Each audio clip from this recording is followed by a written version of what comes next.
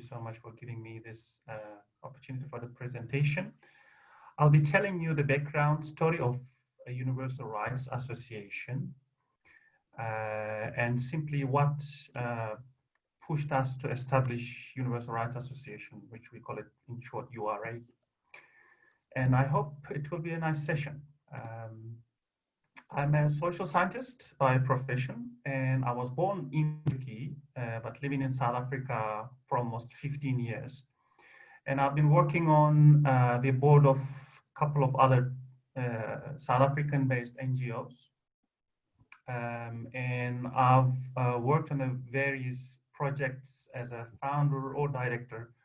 And these projects were rather national or international or regional projects, and mainly focused on social cohesion, peace building, education, and welfare. And when you take a look at the world from Africa, you see lots of inequities. And as someone who wasn't born in Africa, I believe it was more distributing to see the gap between healthy and unhealthy, rich and poor, educated and uneducated, or dependent and independent, or free or not free. You see these clearly, even in your society in Africa that you live in, and as well as in the international society, especially when you travel outside. While we were trying to speak out or try to create awareness on these inequalities, we were feeling that those organizations were not enough to address all these gaps in the society. On the other hand, we recognize that all these gaps and inequalities are being a leading effect of basic human rights of those, we call it less unfortunate. And after a while, we've decided to establish a human rights organization, which is the Universal Rights Association. If I can, I'd like to read from here that Universal Rights Association is a civil society organization dedicated to promoting and protecting human rights, the rule of law, democracy, peace, and sustainable development prescribed in the Universal Declaration of Human Rights. URI focuses on creating awareness and advice solutions on social issues, freedom, injustices, and human rights abuses which affects daily life of people. URA organizes programs and projects in local and global scale to establish and maintain global peace and universal unity. And we build our philosophy on the common denominator of being human and target service to humanity as an ultimate goal. And we believe that three factors that makes these injustices and inequities in the world society, and they are ignorance, poverty, and disunity. And these three factors should be minimized to achieve the true peace in the world. We as URA try to educate humanity on human rights abuses and create awareness on injustices, human rights abuses via different tools such as face-to-face interactions, our social platforms, panels, conferences, even that we establish reports on certain human rights abuses, and sometimes we write articles and etc. And we get together in small action groups as well. If you ask that what makes us different from some other human rights organizations, that I can say, first of all, we believe that positive action is supposed to be the way of action, no matter what. Secondly, a way of non-violence should be the way on our actions. And we also believe in the power of the rule of law. and encourage everyone to act in the rule of law and respect the rules and regulations of the country that they live in. Instead of being reactionary, we believe that we should have our own goals and carry on our positive actions according to those goals. And instead of clashing or debating or trying to prove who is right and who is wrong, we believe that there is a lot. There are a lot to do in having a dialogue and trying to understand each other and seek for solution in peaceful way. But besides following physical or theoretical instruments, that we believe that lots of inequities or human rights abuses come from lack of empathy and or caring only for himself or herself. So we believe that true and sincere spiritual upliftment, as well as promoting and following universal moral values, are also very important. So this is mainly that what we are all about. And I just would like to give you very quickly about our activities. Then we can maybe, if you have questions or comments, that we are quite welcome to take that. I'm quite happy to take that. We are a young organization, first of all, and we don't have a strong economic structure. And then because of this, that we are unable to run very big social upliftment projects, but we are working on finding a correct partner to run different kinds of upliftment and community empowerment projects. Especially, these are the very important projects that we leave in entire Africa as well as South Africa.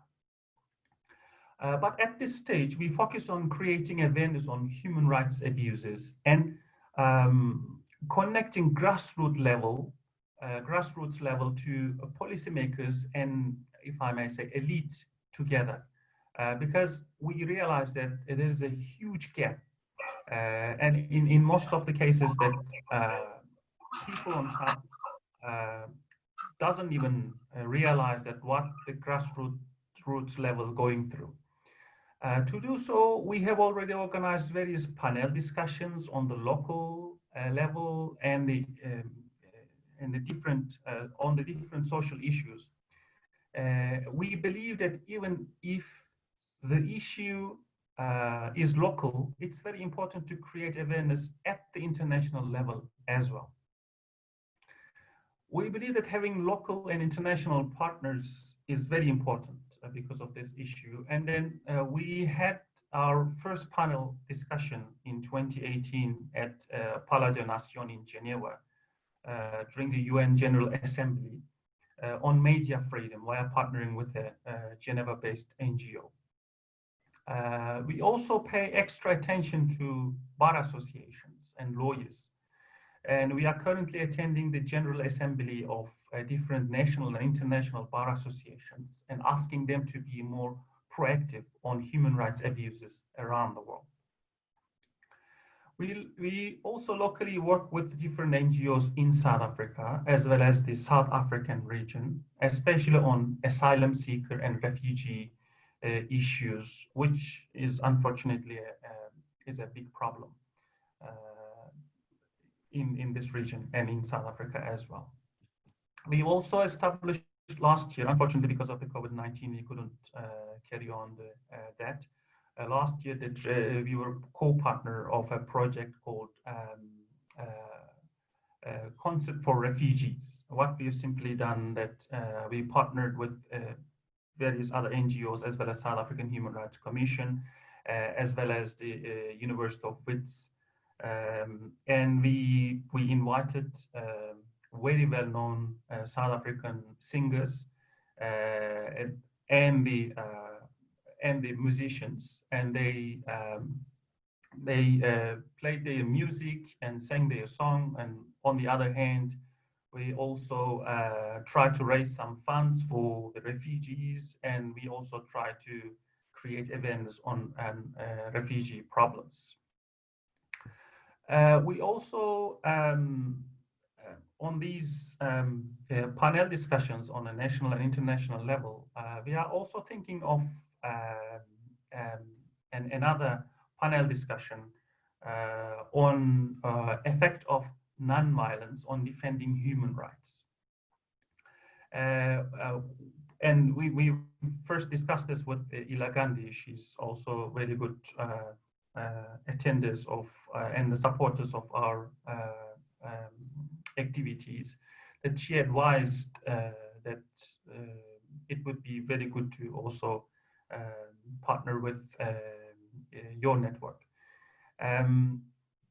And when we come to this particular panel, that we believe that in today's world, millions of people are suffering under the inappropriate political, economic, and other conditions, which are already deeply affecting their daily lives and restrain them from their basic human rights. And in most cases, the one who holds power oppresses the one with the less power. And in some cases, the repressed people react to those powers or human rights abuses with a violent way to protect their human rights. We experience these in Africa, in Asia, even in Europe and America, as you all know, that with the brutal death of George Floyd. But history teaches us that non-violence on defending human rights can become effective, even more than violent resistance. And we have huge human rights icons such as Mahatma Gandhi, Martin Luther King, Dalai Lama. And as South Africans, we also highlight the transformation of Nelson Mandela from armed struggle to method of non-violence. In the concept of today's divided and marginalized world society, we need the practice of non-violence even more than before to build and keep peace and harmony in this society. And we think that it would be quite a good idea to have representatives from different schools of thought, such as Gandhi, King, Mandela, and even nowadays that in Dalai Lama, and the combined human rights defending and non-violence about the effects and strengths and challenges of the way of non-violence in human rights defending and as an action as a whole. So this is more or less that what I can talk about our organization, that Universal Rights Association, and then that our upcoming planning event of that panel discussion on the effect of non-violence on human rights abuses. I don't know if you have any question or comment that I'm quite happy to take. Thank you so much. Thank you, Atilla. Thank you.